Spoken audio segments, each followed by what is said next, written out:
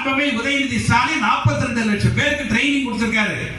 திறன் மேம்பாடு, skilling, upskilling, reskilling, இன்னும் அதிகத்தரமான திறன் மேம்பாடு. இந்த அம்மா கொஞ்சம் உட்காருங்க, முடிச்சிடலாம்.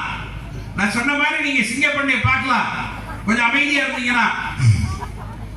எனவே ஒவ்வொரு கட்டத்திலும் 40 லட்சம் பேருக்கு நாம திறன் மேம்பாடு என்று சொல்லக்கூடிய சூழ்நிலைகளை எல்லாம் உருவாக்கி இருக்கக்கூடிய கட்சி. இன்னைக்கு மூணாவது முக்கிய செய்தி பாருங்க, கடைசியா தொகுதி மறுசீரமைப்பு. இது ரொம்ப முக்கியமானது. மாவட்ட செயலாளருக்கு இன்னொரு வேலை இருக்கு.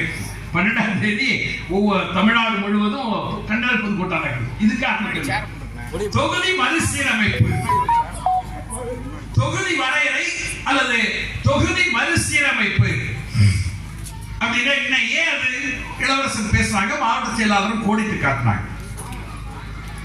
உட்கார்ந்து இருக்கிறவங்க இருக்கீங்க, பெரியவங்க இருப்பீங்க. இப்ப எங்க அம்மா இருக்காங்கன்னு வச்சுங்களேன்,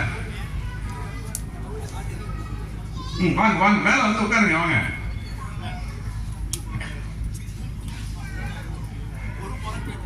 பெரியவங்க இருக்கீங்களா, ஒரு 65-70 வயசானவங்க எல்லாம் இருப்பீங்கல்ல.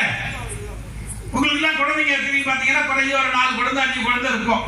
தப்பா சொல்ல, எங்க அம்மா கூட பிறந்தவங்க எத்தனை பேர் தெரியுமா? 8 பேர் எங்க அம்மா கூட பிறந்தவங்க. ஒரே ஒரு பையன், 8 பொம்பளைங்க.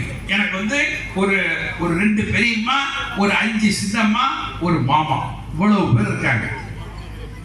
நண்பர்களே, அன்னைக்கு 8 குழந்தைகள் இருந்தது. நீங்க எங்க பாட்டி போகுதுன்னு வச்சுக்கீங்க, நானே நேரா பார்த்ததுதான். எங்க பாட்டி போகுதுன்னா அந்த கடைசி ரோ கிட்ட போகுதுன்னு வச்சுங்க, எங்க தாத்தா அங்க போறேன்னா பாட்டி எங்க போகும், இங்க போயிட்டு இருக்கோம். 2 பேரும் கை வந்துட்டு போவாங்களா? போக மாட்டாங்க. உண்டா இல்லையா?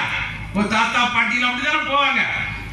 தாத்தா யாராவது ஒருத்தர் பார்த்துட்டு என்ன விசாரிக்கிறான்னு வச்சுங்க, உடனே பாட்டி அப்படியே டப்புன்னு அப்படியே மூஞ்சி அப்படி திருப்பிக்கும். உண்டா இல்லையா? இந்த பக்கம் பார்த்துக்கிட்டே இருக்கும். நண்பர்களே, விளையாட்டுக்கு சொல்றதானே, எங்க பாட்டிகிட்ட கேட்பேன், ஏன் பாட்டி நாங்கெல்லாம் கல்யாணம் ஆகி நானே என் வீட்டம்மா கௌசல்யாவும் ஸ்கூட்டர்ல போறோமே, பொண்ணா போறோமே, ஏன் பாட்டி இப்படி எல்லாம் இருக்கடா, அதெல்லாம் அந்த காலண்டா அப்படிமா. தாத்தா அந்த கடைசியில போயிட்டு இருப்பாரு, பாட்டி இங்க போகும். இவ்வளவு டிஸ்டன்ஸ் மெயின்டைன் பண்ண பாட்டி, குழந்தை மட்டும் எப்படி பாட்டி 8 குழந்தை பெற்ற அப்படின்னு வேடிக்கையா. அது ஒண்ணு பெரிய அர்த்தம்லாம் ஒண்ணு இல்லை. ரொம்ப கேஷுவலா அந்த அம்மாட்ட எங்க பாட்டிகிட்ட கேட்பேன். சார் இன்னைக்கு அதுவும் மாறி போச்சு. நான் என் மனைவி அழைச்சிக்கிட்டு ஸ்கூட்டர்ல கல்யாணத்துக்கு அப்புறம் போனோம்ல சார், இப்ப கல்யாணம் நடந்தது, உங்க வீட்டாமாவோட தங்கச்சி பொண்ணு கல்யாணம் நடந்தது. கல்யாணம் நடக்கிறது 2 மாசத்துக்கு முன்னாடி, எங்கடா என்ன எங்க வெளில போயிட்டு இருக்கேன், பெரியப்பா உங்களுக்கு தெரியாதா,